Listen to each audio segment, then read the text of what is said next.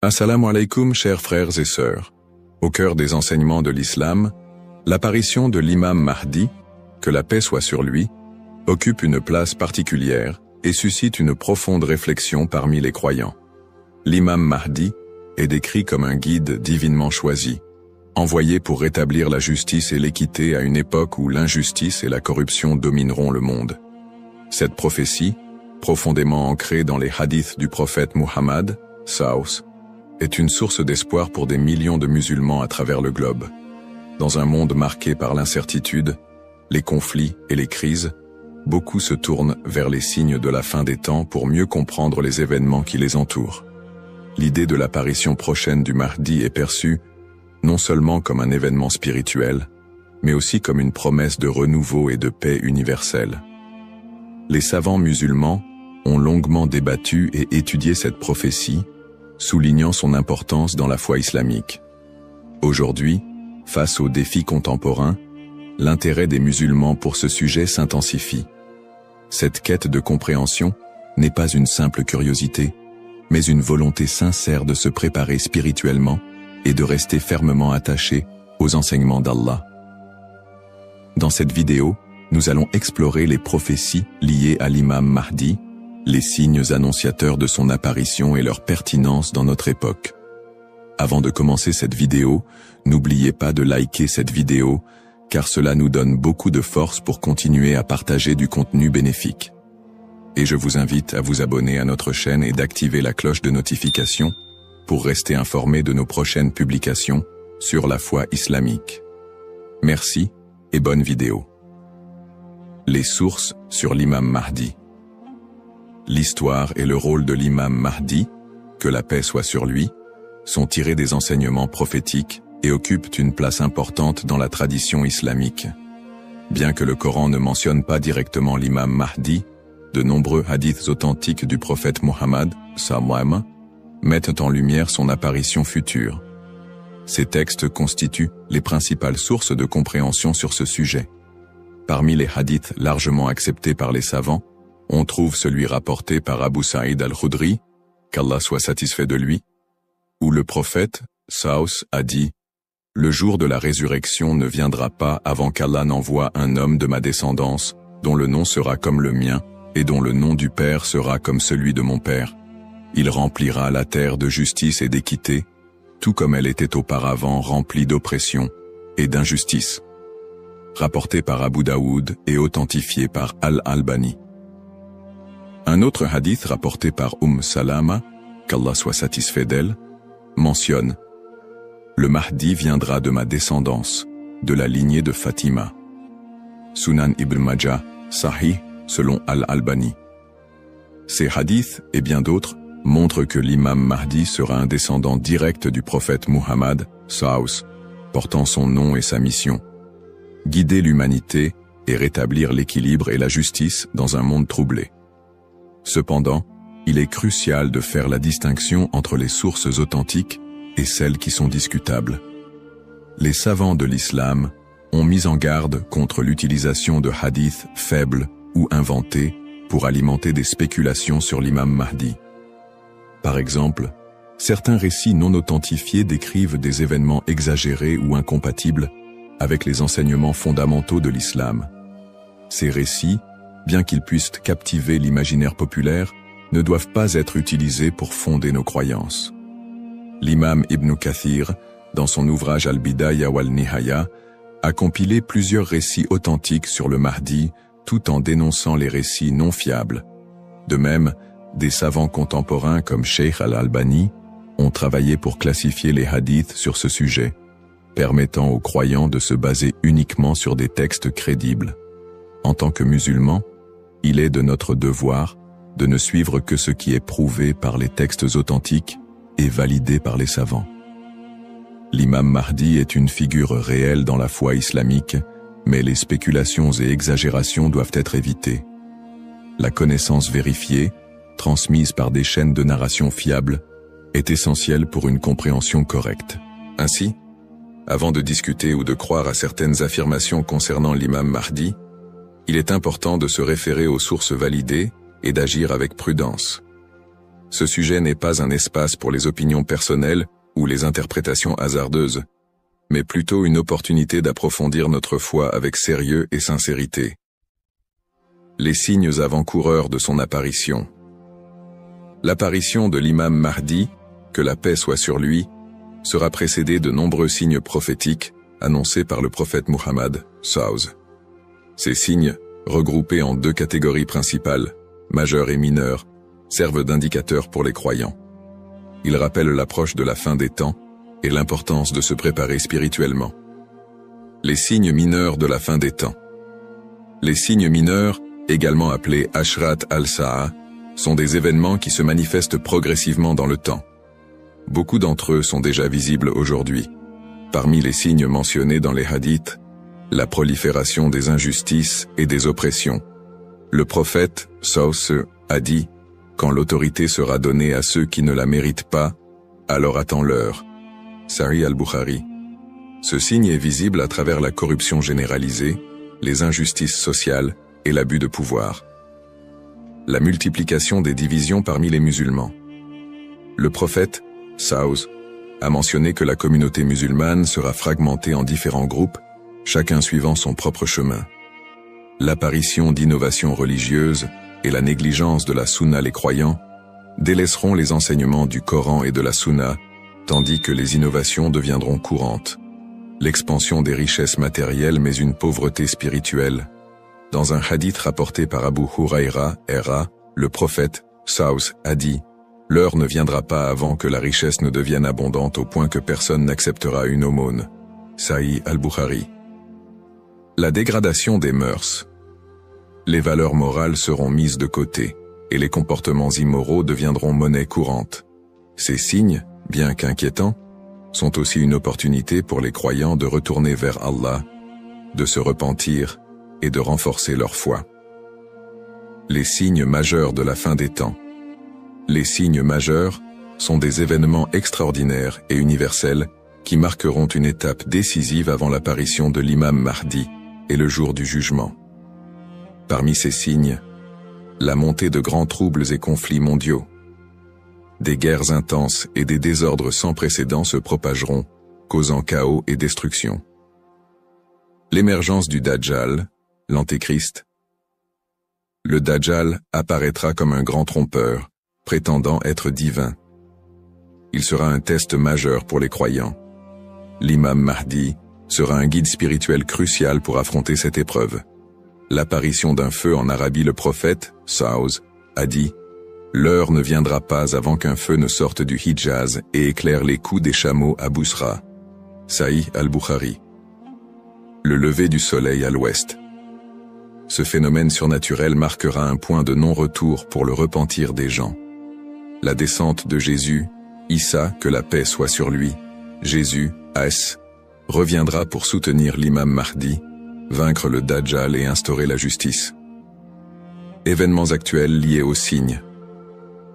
De nombreux croyants se demandent si les événements contemporains, tels que les catastrophes naturelles, les pandémies, les guerres et l'érosion des valeurs morales, pourraient être liés à ces signes prophétiques. Bien que certains événements puissent sembler correspondre, il est important de rappeler que seul Allah connaît le moment exact de la réalisation de ces prophéties.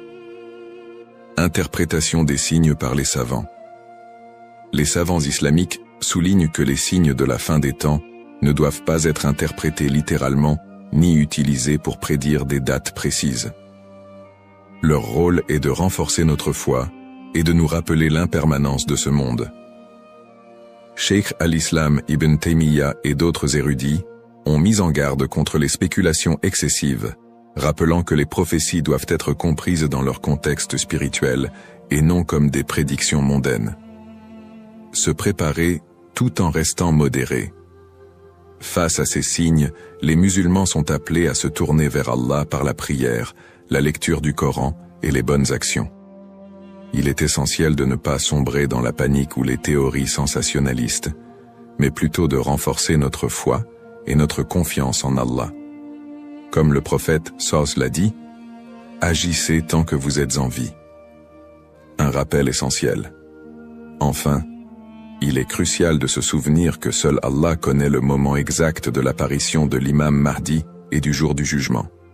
Le rôle du croyant est de se préparer spirituellement et d'agir pour le bien, sans céder aux inquiétudes ou à l'impatience. Qui est l'imam Mahdi? L'imam Mahdi, que la paix soit sur lui, est une figure centrale des prophéties islamiques liées à la fin des temps. Son nom, Al-Mahdi, signifie « le bien guidé », et il est décrit comme un leader choisi par Allah pour restaurer la justice et l'équité dans un monde plongé dans l'injustice et la corruption. Il incarne l'espoir et la rédemption pour les croyants, à une époque où les valeurs morales et spirituelles auront été gravement dégradées. Le rôle de l'imam Mahdi selon les enseignements islamiques.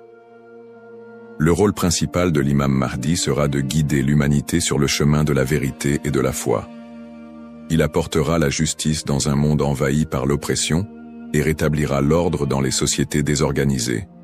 Le prophète Muhammad, Saus, a dit « Il remplira la terre de justice et d'équité, tout comme elle était auparavant remplie d'injustice et d'oppression. » Sunan Abu Daoud, Sahih selon Al-Albani. Le Mahdi sera également un défenseur de l'islam et de l'unité de la communauté musulmane. Ummah. Son arrivée coïncidera avec une période de chaos où les croyants seront divisés et éprouvés par de grandes tribulations. Il unifiera les musulmans sous une bannière commune et les guidera dans des batailles contre les forces du mal, notamment le Dajjal, l'Antéchrist. Traits et caractéristiques de l'imam Mahdi. Les hadiths authentiques décrivent l'imam Mahdi comme un homme au physique et aux qualités exceptionnelles. Son nom et sa lignée. Il portera le même nom que le prophète Muhammad, Saus, et son père aura également un nom similaire à celui du père du prophète. Il sera un descendant direct du prophète à travers sa fille Fatima, qu'Allah soit satisfait d'elle. Son apparence, dans certains récits, il est décrit comme ayant un front large et un nez aquilin. Ses traits physiques permettront aux croyants de le reconnaître. Son caractère, le Mahdi sera doté d'un sens aigu de la justice, d'une grande sagesse et d'un cœur pur. Il sera aimé et suivi par les croyants sincères. Le prophète Muhammad, sallallahu alayhi wa sallam, a dit « Le Mahdi viendra de ma descendance, de la lignée de Fatima. » Sunan ibn Majah, Sahih selon Al-Albani. Le lien avec le prophète Muhammad, Saus. L'imam Mahdi, en tant que descendant direct du prophète Muhammad, Saus, est lié non seulement par sa lignée, mais aussi par sa mission spirituelle. Comme le prophète, il sera un guide pour l'humanité et incarnera les valeurs de l'islam, la justice, la miséricorde et la foi en Allah. Sa venue est perçue comme une continuation de la mission prophétique, avec un accent particulier sur la restauration de l'équilibre dans un monde corrompu. Pourquoi est-il tant attendu par les croyants? L'attente de l'imam Mahdi est profondément enracinée dans l'espoir de voir un monde meilleur. Les musulmans voient en lui un symbole d'espoir, surtout dans les moments de grandes difficultés et d'injustice. Espoir de justice universelle, dans un monde où les inégalités et les oppressions sont omniprésentes, l'imam Mahdi est attendu comme celui qui rétablira l'équilibre et donnera à chacun son droit. Unité de la communauté musulmane. À une époque où les divisions parmi les musulmans sont nombreuses, il apportera l'unité et la paix au sein de l'Ummah. Un guide spirituel et moral. Alors que les valeurs spirituelles s'érodent, il sera un phare de lumière et un rappel puissant du message divin. Pour les croyants, l'imam Mahdi représente un renouveau spirituel et moral. Sa venue n'est pas simplement un événement futur, mais un rappel constant de l'importance de rester attaché à sa foi, de cultiver la justice et d'agir en tant que serviteur d'Allah. Un rappel essentiel. Bien que l'attente du Mahdi soit source d'espoir, il est important de se rappeler qu'Allah seul connaît le moment de son apparition. Comme le prophète Muhammad, Saus, l'a dit, il viendra au moment qu'Allah aura choisi pour lui. Cette croyance nous rappelle de nous concentrer sur nos propres actions et de renforcer notre foi en préparation à cet événement majeur. Le rôle du croyant en attendant l'imam Mahdi. L'attente de l'imam Mahdi, que la paix soit sur lui, est une réalité profondément ancrée dans la foi islamique. Cependant, cette attente ne doit pas être perçue comme une justification pour l'inaction ou la passivité. Au contraire, le croyant est appelé à renforcer sa foi, ses bonnes actions et son lien avec Allah dans cette période d'attente. Se concentrer sur ses propres actes et sa foi. L'attente de l'imam Mahdi ne signifie pas que les croyants doivent simplement espérer un changement sans agir. Allah nous rappelle dans le Coran, « Certes, Allah ne modifie pas l'état d'un peuple tant qu'il ne modifie pas ce qui est en eux-mêmes. » Sourate Ar-Ra'd 13-11. Cela implique que chaque croyant doit se concentrer sur l'amélioration de ses propres actes, de sa foi et de son comportement. L'imam Mahdi ne viendra pas pour accomplir ce que nous négligeons, mais pour guider une communauté déjà engagée dans la voie d'Allah. Pratique recommandée pour le croyant. En attendant l'imam Mahdi, le croyant doit s'efforcer de maintenir une relation forte et constante avec son Créateur. Voici quelques pratiques essentielles. La prière, salah. La prière est le pilier central de l'islam et le premier acte dont le croyant sera jugé. L'accomplissement régulier des prières obligatoires et surérogatoires est crucial pour renforcer notre foi. Le dhikr, évocation d'Allah, multiplier les invocations et les rappels d'Allah, permet de purifier le cœur et de rester connecté à lui, même dans les moments difficiles. Le prophète Saus a dit, « Le meilleur rappel est « La ilaha illa Allah » Il n'y a de Dieu qu'Allah. La lecture du Coran. Le Coran est la lumière et la guidance pour tout croyant. Sa lecture régulière, accompagnée de méditation sur ses significations, est essentielle pour maintenir un lien avec les enseignements divins. Le tawakkul, confiance en Allah. Face aux épreuves, le croyant doit placer sa confiance totale en Allah, tout en faisant les efforts nécessaires pour s'améliorer. Agir et être un modèle de vertu. L'attente de l'imam Mahdi n'est pas une excuse pour négliger nos responsabilités personnelles, sociales ou spirituelles. Au contraire, chaque croyant doit être un modèle de vertu et d'excellence dans tous les aspects de sa vie. Dans sa famille, en éduquant ses enfants dans les valeurs islamiques et en maintenant une atmosphère de piété et d'amour. Dans sa communauté, en participant à des œuvres caritatives, en favorisant l'unité et en soutenant ceux qui en ont besoin. Dans sa conduite quotidienne, en respectant les enseignements de l'islam, en évitant les péchés et en recherchant l'agrément d'Allah dans toutes ses actions. Un rappel d'équilibre et de responsabilité. L'imam Mahdi n'est pas une figure miraculeuse venue pour résoudre tous les problèmes du monde sans notre participation. Son apparition sera une bénédiction pour ceux qui se seront préparés en renforçant leur foi et en accomplissant leurs devoirs religieux et sociaux. Le prophète Mohammed Saus a dit « Travaillez pour ce monde comme si vous alliez vivre éternellement, et travaillez pour l'au-delà comme si vous alliez mourir demain. » Cette sagesse rappelle aux croyants l'importance de trouver un équilibre entre les affaires mondaines et spirituelles, tout en se préparant à l'apparition du Mahdi.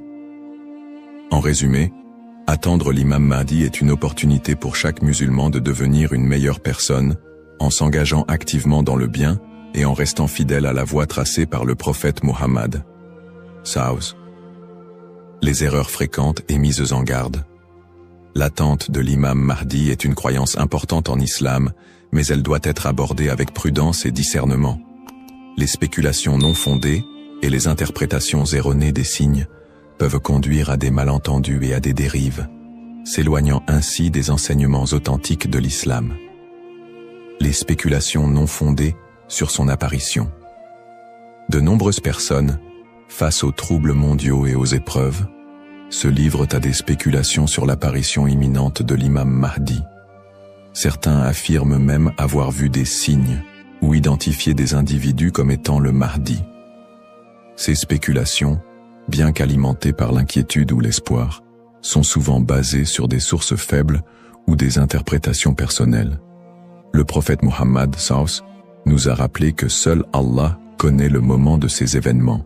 Quant à l'heure, nul ne la connaît, si ce n'est Allah. Sourate Luqman, 13 13 4. Il est donc essentiel de rester vigilant face à ceux qui prétendent connaître des détails précis ou fixer des dates, car cela va à l'encontre des enseignements islamiques.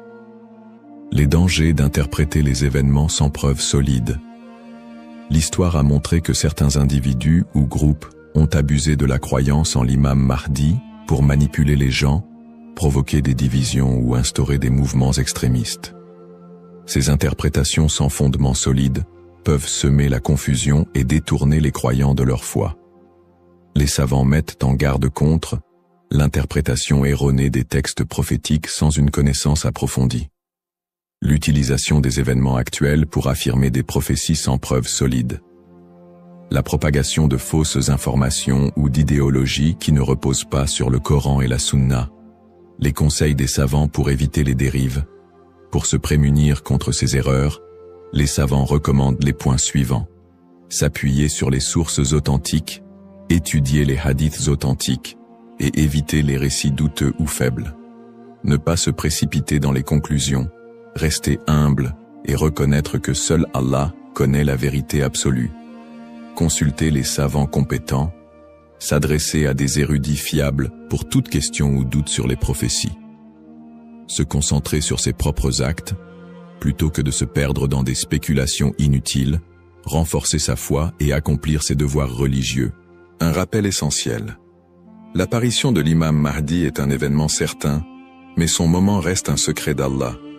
Le prophète Mohammed SAW nous a enseigné l'importance de ne pas se perdre dans des conjectures, mais de rester attaché aux principes de l'islam et de faire confiance à Allah. Celui qui place sa confiance en Allah, il lui suffit. Surat At-Talaq, 65-3. En résumé, chaque croyant doit éviter les pièges des spéculations et des interprétations erronées et se concentrer sur l'essentiel, sa relation avec Allah et son engagement à suivre les enseignements du prophète SAW. L'importance de l'espoir et de la confiance en Allah. Dans un monde rempli de défis, d'épreuves et d'incertitudes, il est essentiel pour les croyants de maintenir un profond sentiment d'espoir et une confiance absolue en Allah. La promesse de l'apparition de l'imam Mahdi, que la paix soit sur lui, n'est pas un appel à la peur, mais un rappel de la miséricorde et de la sagesse infinie d'Allah. Ne pas céder à la peur ou à l'anxiété. Les épreuves de la vie peuvent parfois paraître écrasantes, mais Allah nous rappelle dans le Coran. Ne vous laissez pas abattre et ne soyez pas tristes. Vous êtes les supérieurs si vous êtes croyants. Surat Al-Imran 3:139. Plutôt que de succomber à l'anxiété face aux troubles du monde ou aux signes de la fin des temps, les croyants doivent se rappeler que ces événements font partie du plan divin. Allah est le meilleur des planificateurs, et tout ce qui se passe a une raison profonde, même si elle nous échappe. Chaque épreuve est une opportunité de se rapprocher d'Allah. Les moments de difficulté sont, en réalité, des occasions uniques pour renforcer sa foi et son lien avec Allah. Le prophète Mohammed SAW a dit « La récompense est proportionnelle à l'épreuve. Lorsqu'Allah aime un peuple, il l'éprouve. » Sahih al-Bukhari. Au lieu de voir les épreuves comme des obstacles, elles doivent être perçues comme des moyens d'expier nos péchés, de purifier nos cœurs et d'accroître notre patience et notre gratitude. Les pratiques comme le dhikr, la prière et la lecture du Coran permettent de transformer ces épreuves en des opportunités de rapprochement avec Allah. Plus le croyant se connecte à son Seigneur, plus il trouve de sérénité et de force face à l'adversité. Rester unifié en tant qu'Umma. L'unité de la communauté musulmane, Umma, est un pilier essentiel dans la préparation à l'apparition de l'imam Mahdi. La division affaiblit les croyants et les détourne de leurs objectifs spirituels. Allah nous appelle à l'unité dans le Coran. Et cramponnez-vous tous ensemble au câble d'Allah et ne soyez pas divisés. Surat Al-Imran 3:103.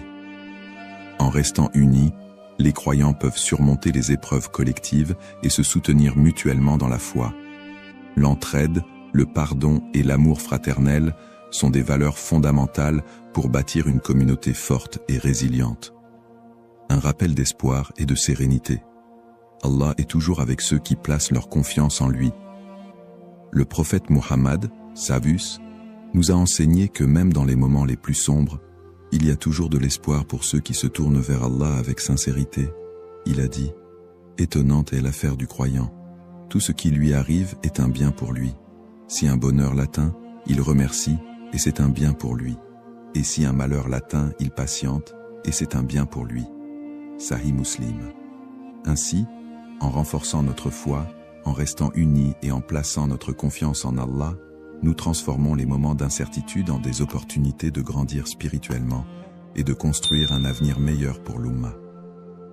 Conclusion inspirante.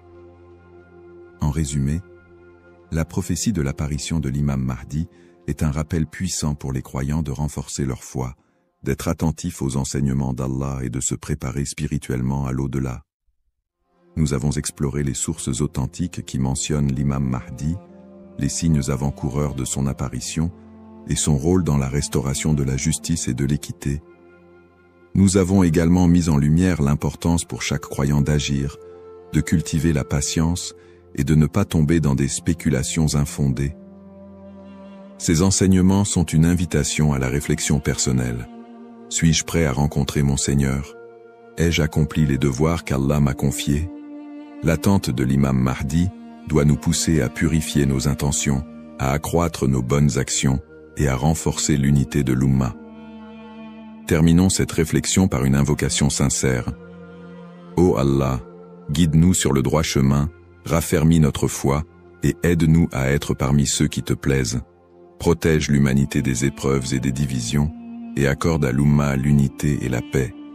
Fais de nous des serviteurs sincères et prépare nos cœurs à accueillir tes bénédictions. Amin.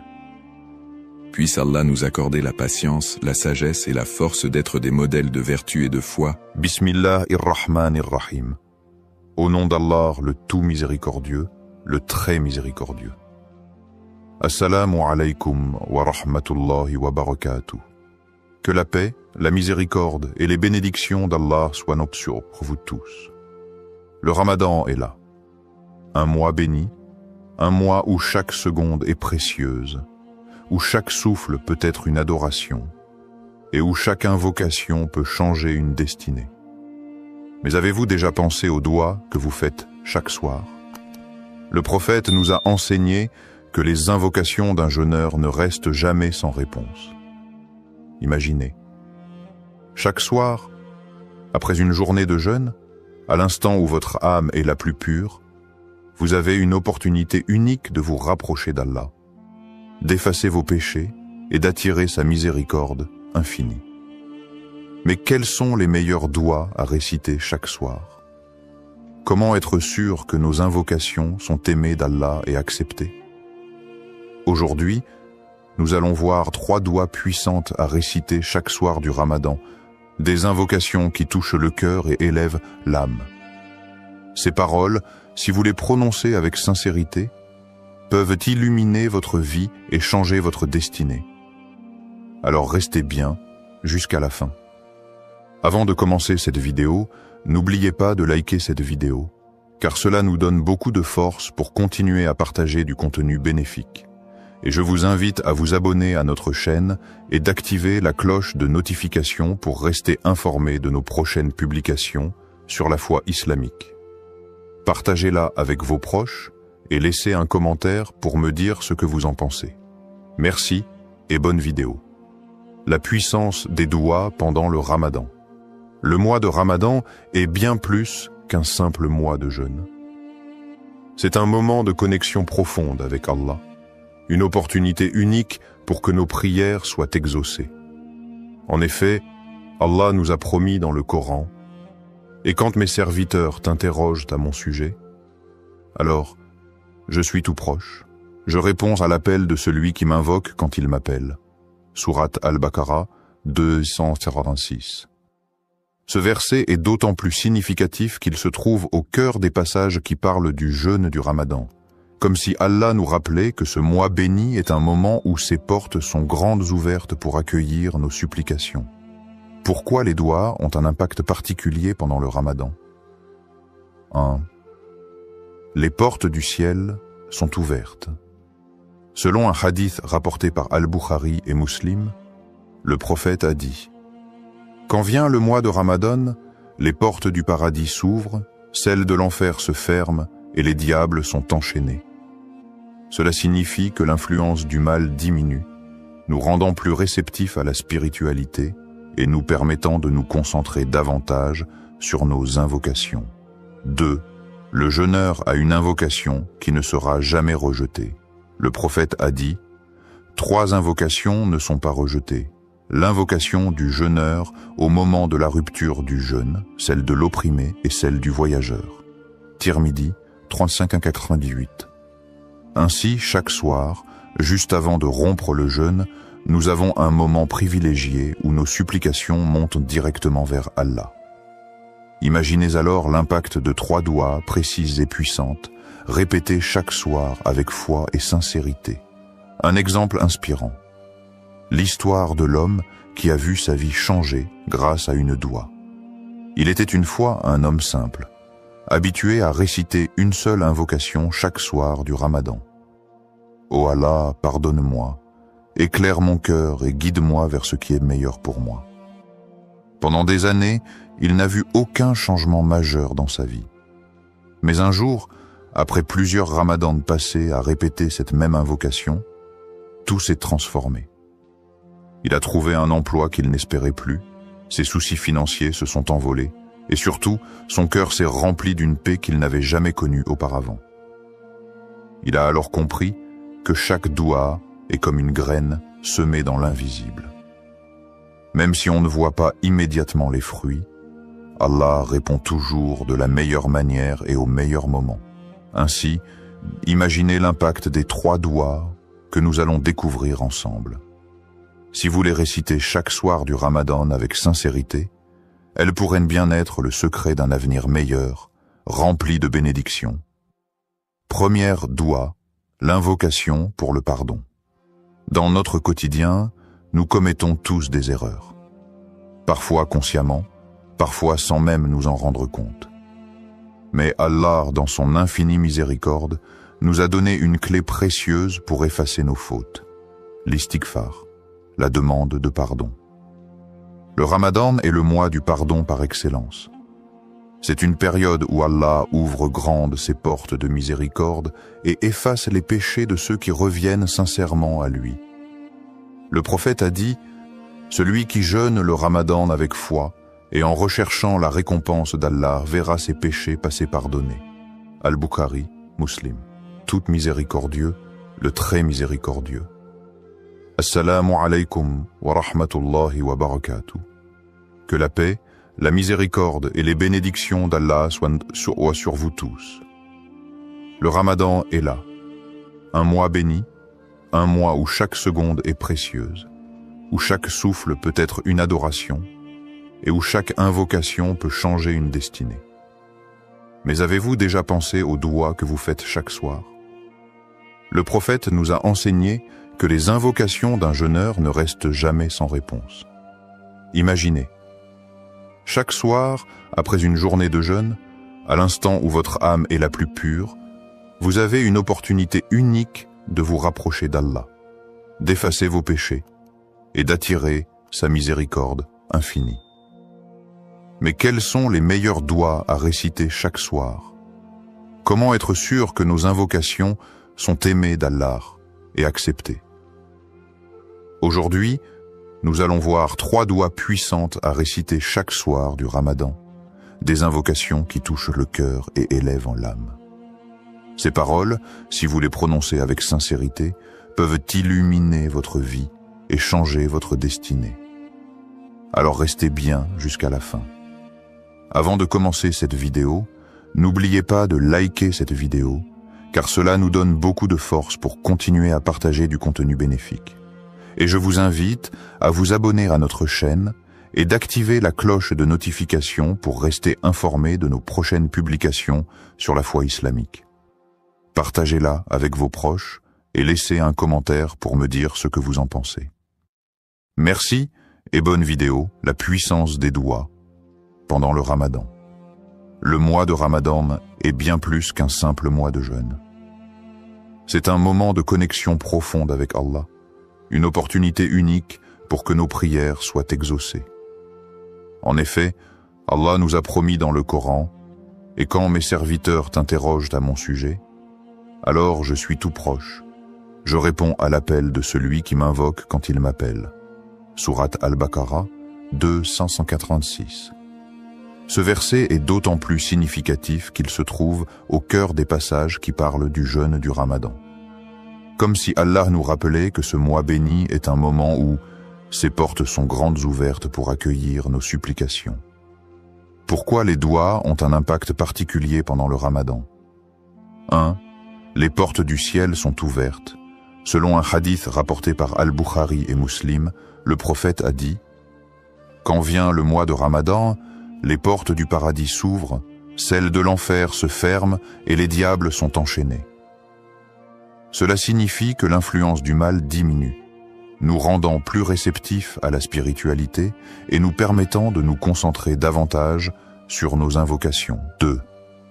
Le jeûneur a une invocation qui ne sera jamais rejetée.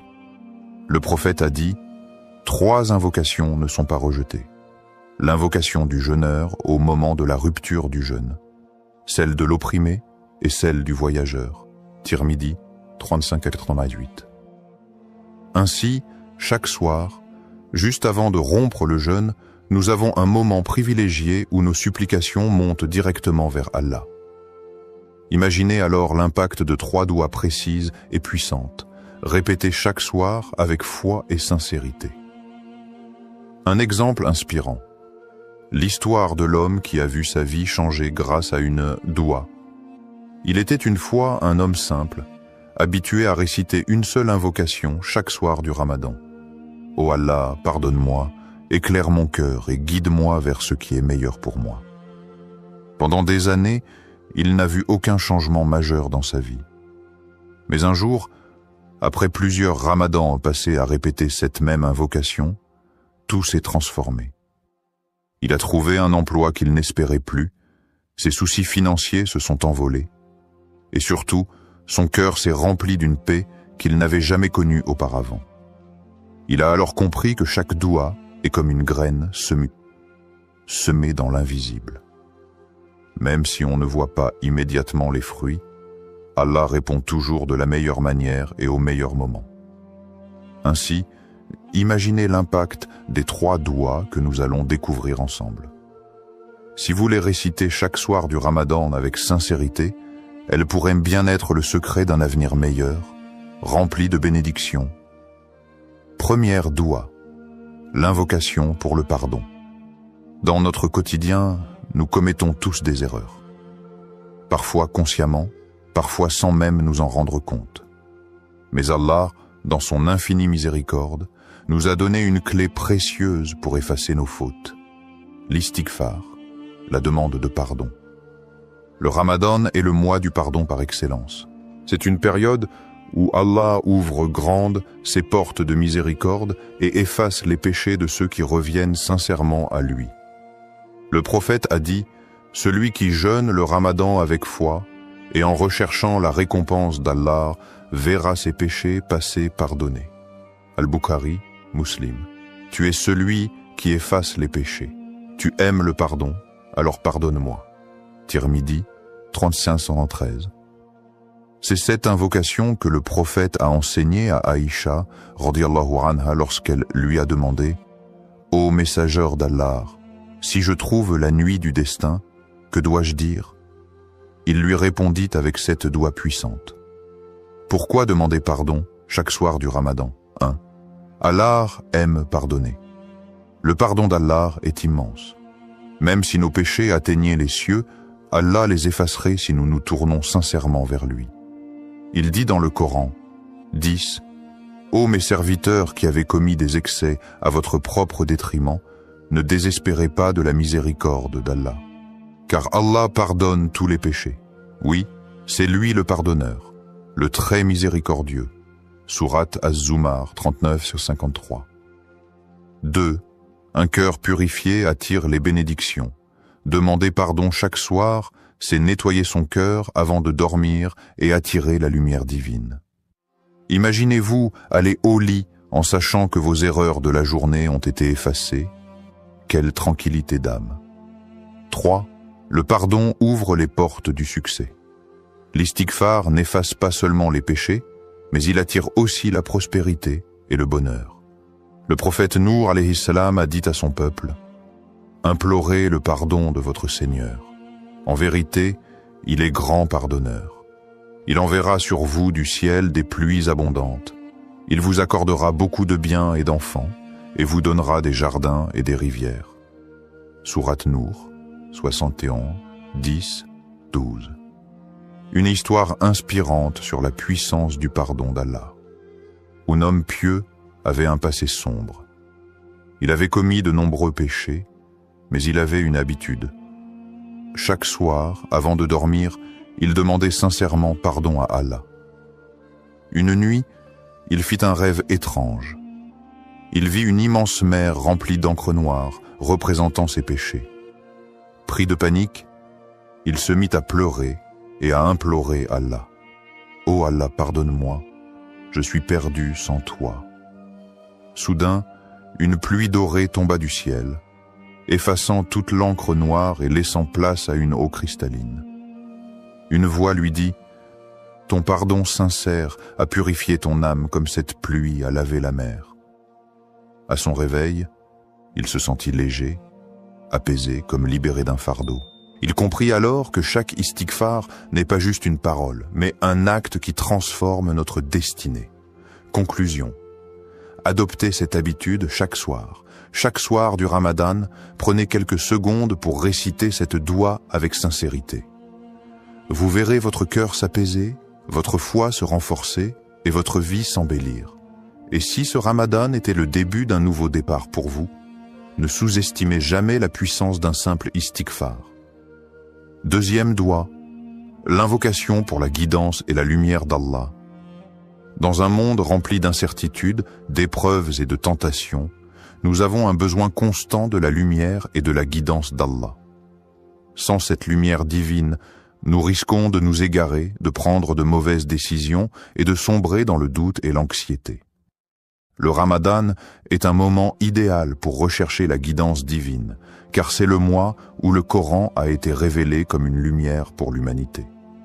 Allah nous rappelle dans le Saint-Coran: « Ce livre, nul doute, est une guidance pour les pieux. » Sourate Al-Baqarah 2.2. Alors, quelle invocation peut nous aider à rester sur le droit chemin et à recevoir la lumière d'Allah dans nos cœurs et nos vies? La doua à réciter chaque soir pour la guidance et la lumière.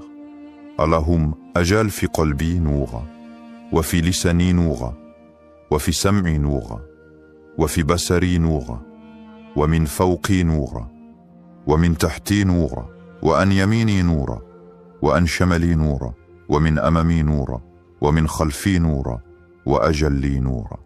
Allahumma ajal fi qalbi nouran, wa fi lisani nouran, وفي سمعي نوران وفي بصري نوران ومن فوقي نوران ومن تحتي نوران وعن يميني نوران وعن شمالي نوران ومن أمامي نوران ومن خلفي نوران وجلي نوران. Ô Allah, mets dans mon cœur une lumière, sur ma langue une lumière, dans mon ouïe une lumière, dans ma vue une lumière, au-dessus de moi une lumière, en dessous de moi une lumière, à ma droite une lumière, à ma gauche une lumière, devant moi une lumière, derrière moi une lumière, et mets en moi une lumière. Rapporté par Muslim, 763. Cette invocation, récitée par le prophète, est une prière profonde qui demande à Allah de remplir notre être et notre vie de sa lumière divine. Pourquoi cette doua est-elle si puissante?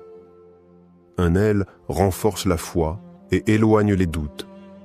Dans un monde où nous sommes sans cesse confrontés aux doutes et aux épreuves, cette invocation nous donne une direction claire et nous protège du désespoir. Allah dit: « Allah est le protecteur de ceux qui croient, il les fait sortir des ténèbres vers la lumière. » Sourate Al-Baqarah 2.257 2. Elle éloigne la tristesse et l'angoisse. Parfois, nous nous sentons perdus, tristes, vides spirituellement. Cette doua est comme une lampe qui éclaire notre cœur, en apportant sérénité et apaisement. 3. Elle nous guide dans nos décisions. Dans la vie, Nous sommes amenés à faire des choix difficiles. Cette invocation demande à Allah de nous montrer la meilleure voie, celle qui nous rapproche de lui et qui est remplie de sagesse et de paix. Une histoire inspirante. La lumière dans l'obscurité. Un jeune homme nommé Yassir traversait une période de doute. Il se sentait perdu, hésitant sur les choix à faire pour son avenir. Devait-il continuer dans la voie ciblée qu'il avait choisie ou changer complètement de direction? Une nuit, en pleine prière, il se rappela cette invocation qu'il avait entendue dans un sermon. Il la récita avec une sincérité profonde, demandant à Allah de lui montrer la lumière. Les jours suivants, des signes ont commencé à apparaître, des opportunités inattendues, des rencontres inspirantes, une paix intérieure qu'il n'avait pas ressentie depuis longtemps. Il comprit que cette doua avait dissipé ses doutes et illuminé son cœur. Adoptez cette habitude, chaque soir. Imaginez-vous répéter cette invocation chaque soir du Ramadan. Quelle lumière pourrait envahir votre cœur? Quel changement positif Allah pourrait-il opérer dans votre vie? Ne laissez pas l'obscurité de ce monde vous envahir. Faites cette invocation chaque soir et laissez Allah éclairer votre chemin. Troisième doua, l'invocation pour l'acceptation des prières et la miséricorde. Le Ramadan est un mois d'efforts spirituels intenses. Nous jeûnons, prions, donnons aux nécessiteux et nous nous rapprochons d'Allah. Mais que valent tous ces efforts si Allah ne les accepte pas? L'un des plus grands enseignements du prophète Ibrahim, paix sur lui, est qu'il demandait constamment l'acceptation de ses actes par Allah malgré sa piété exemplaire. Il disait « Ô notre Seigneur, accepte cela de notre part, car c'est toi l'audient, l'omniscient. » Sourate Al-Baqarah, 227. Nous devons adopter cette même humilité et implorer Allah chaque soir pour qu'il accepte nos invocations, nos prières et nos actions. La doua à réciter chaque soir pour l'acceptation des prières et la miséricorde. Rabbana taqabbal minna innaka anta as-sami'u al-alim wa tub alayna innaka anta at-tawwabur rahim. Rabbana taqabbal minna innaka anta as-sami'u al-alim wa tub alayna innaka anta at-tawwabur rahim. Ô notre Seigneur, accepte cela de nous, car tu es celui qui entend tout, l'omniscient. Et pardonne-nous, car tu es celui qui accepte le repentir, le très miséricordieux. Sourate Al-Baqarah, 227 à 228. Pourquoi cette doua est-elle essentielle? Aucune action n'a de valeur si elle n'est pas acceptée. Ce n'est pas la quantité de nos actes qui compte, mais l'acceptation d'Allah. Un petit acte sincère peut peser plus lourd qu'une montagne d'actions faites sans sincérité. 2. Elle nous rappelle l'importance de l'humilité. Peu importe nos efforts, nous devons toujours revenir à Allah en lui demandant d'accepter nos actions et de nous pardonner nos manquements. 3. Elle renforce notre lien avec Allah. En demandant chaque soir l'acceptation de nos prières et de nos bonnes actions, nous restons connectés à Allah et développons une plus grande conscience spirituelle. Une histoire inspirante. L'homme dont les doigts ont changé la vie. Il y avait une femme pieuse, nommée Aïcha, qui jeûnait chaque Ramadan avec beaucoup de ferveur. Elle priait longuement la nuit, donnait en aumône et multipliait les bonnes actions, mais au fond d'elle, elle doutait. Allah accepterait-il vraiment ses efforts? Un jour, elle entendit un érudit dire « L'important n'est pas seulement de prier et de jeûner, mais de demander sans cesse à Allah d'accepter ses actions, car un acte non accepté est comme une graine qui n'a pas germé. » Cette parole la toucha profondément. Dès lors, chaque soir du Ramadan, elle ajouta cette invocation à ses prières. Elle se remit en question, cherchant davantage la sincérité et l'amour d'Allah dans chacun de ses actes. Quelques années plus tard, elle vécut un rêve bouleversant. Elle se voyait devant un jardin immense, lumineux, rempli de fruits abondants. Une voix douce lui disait « Ces fruits sont les prières et les invocations que tu as faites avec sincérité. Allah les a acceptés et il t'a accordé bien plus que ce que tu espérais. » Elle se réveilla en larmes, le cœur empli de gratitude. Elle comprit alors que demander l'acceptation d'Allah était un acte aussi important que l'acte lui-même. Faites cette invocation chaque soir. Imaginez-vous répétant cette invocation chaque soir du Ramadan en implorant Allah d'accepter votre jeûne, vos prières et vos bonnes actions. Que se passerait-il si Allah acceptait chacune de vos invocations? Quelle transformation verrez-vous dans votre vie et dans votre foi? Ne laissez pas vos efforts être vains. Implorez Allah avec sincérité et confiance et laissez sa miséricorde illuminer votre cœur. Comment intégrer ces doigts chaque soir du Ramadan? Le Ramadan est une période bénie où chaque acte d'adoration est multiplié et élevé auprès d'Allah. Mais comment s'assurer que nous récitons ces 3 doigts chaque soir avec constance, sincérité et concentration? Voici quelques conseils pratiques pour intégrer ces invocations dans votre routine quotidienne et maximiser leur impact spirituel. Quand réciter ces doigts pour en tirer le meilleur bénéfice? Le moment où vous faites vos doigts peut avoir un grand impact sur leur acceptation. Voici les 3 meilleurs moments pour réciter ces invocations. Après la prière du Maghreb ou du Isha, juste après la prière, lorsque le cœur est apaisé, c'est un instant privilégié pour invoquer Allah. Le prophète a enseigné que les invocations après la prière sont particulièrement exaucées. Pendant ou après la prière de Tahajjud, si vous vous levez pour prier la nuit, profitez de ces instants où Allah répond aux invocations. Le dernier tiers de la nuit est un moment où Allah descend et exauce les prières sincères. Avant de dormir, réciter ses doigts avant de s'endormir permet de terminer sa journée en remettant tout entre les mains d'Allah.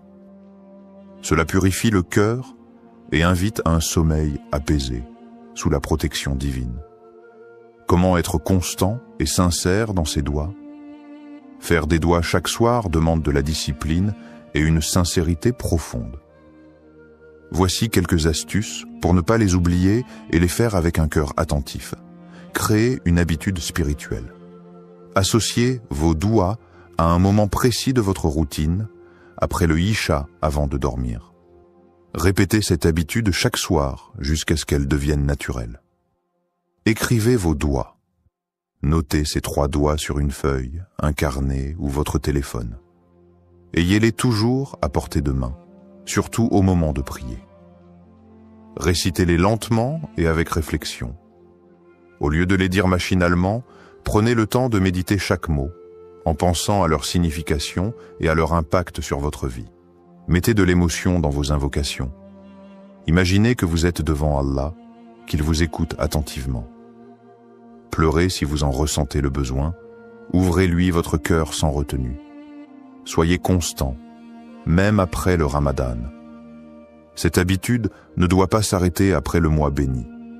Plus vous êtes régulier dans vos invocations, plus elles auront d'impact sur votre vie. Comment rendre ces doigts encore plus puissantes? Pour que ces invocations soient encore plus efficaces, voici quelques conseils inspirés du Coran et de la Sunna. Invoquez avec une intention pure. Avant de réciter ces doigts, purifiez votre intention. Faites-le uniquement pour plaire à Allah et non pour des gains matériels immédiats. Soyez en état de pureté. Faites vos invocations après les ablutions, wudu, dans un lieu propre et calme. Cela favorise la concentration et l'humilité. Levez les mains vers le ciel. C'est une sunna du prophète. Lorsque vous invoquez Allah avec les paumes tournées vers le ciel, c'est un geste d'humilité et de soumission. Prononcez les noms d'Allah avant de commencer. Dire « Ya Rahman, Ya Rahim » ô miséricordieux, ô très miséricordieux, ou Ya Allah, aide à renforcer votre connexion spirituelle avant de réciter votre doigt. Ayez une foi inébranlable. Lorsque vous faites une invocation, croyez fermement qu'Allah va y répondre. Le prophète a dit « Invoquez Allah en étant certain qu'il exaucera votre demande » rapporté par At-Tirmidhi. Multipliez les bonnes actions. Un cœur pur et des actions sincères rendent les doigts encore plus puissantes. Faites du bien autour de vous, donnez en aumône et évitez les péchés pour que vos invocations soient acceptées plus facilement. Imaginez le pouvoir de ces doigts dans votre vie. Et si, chaque soir du Ramadan, vous faisiez ces invocations avec sincérité? Et si, grâce à ces doigts, Allah purifiait votre cœur, acceptait vos efforts et transformait votre destinée? Le Ramadan passe vite. Ne manquez pas ces moments précieux où le ciel est ouvert et où Allah attend vos invocations. Commencez dès ce soir. Levez les mains, récitez ces 3 doigts et laissez Allah illuminer votre chemin. Conclusion inspirante: ne sous-estimez jamais la puissance des doigts. Tout au long du Ramadan, chaque instant est une opportunité d'élévation spirituelle et chaque invocation est une porte ouverte vers la miséricorde divine. Ne sous-estimez jamais la puissance des doigts. Elles peuvent changer votre destin, purifier votre âme et rapprocher votre cœur d'Allah. Le prophète a dit « L'invocation est l'essence même de l'adoration », rapporté par At-Tirmidhi. Cela signifie que chaque parole que vous adressez à Allah est entendue. Chaque supplication est précieuse. Et chaque sincérité dans vos invocations est une lumière ajoutée à votre cœur. Faites de ces doigts votre arme spirituelle. Imaginez un instant, si chaque soir du Ramadan, vous leviez les mains avec sincérité, si vous demandiez pardon à Allah, imploriez sa guidance et suppliez qu'il accepte vos efforts, comment votre vie pourrait-elle changer? Allah écoute chaque invocation sincère, et même si la réponse ne vient pas immédiatement, elle vient toujours au moment parfait. Chaque doigt prononcé avec conviction trace un chemin vers la lumière. Commencez dès ce soir. Prenez 5 minutes après votre prière pour réciter ces 3 doigts. Demandez avec le cœur et avec une foi inébranlable. Faites confiance à Allah. Il sait ce qui est le meilleur pour vous. Le prophète a dit « Allah est généreux et il est gêné de renvoyer les mains de son serviteur vides lorsqu'il l'invoque. » Rapporté par Abu Daoud, At-Tirmidhi. Alors n'ayez pas peur de demander. Peu importe vos épreuves, vos faiblesses ou vos doutes, Allah est là, il écoute et il aime ceux qui l'invoquent. Faites ces doigts chaque soir du Ramadan et laissez Allah illuminer votre vie. Twinkle, twinkle, little star.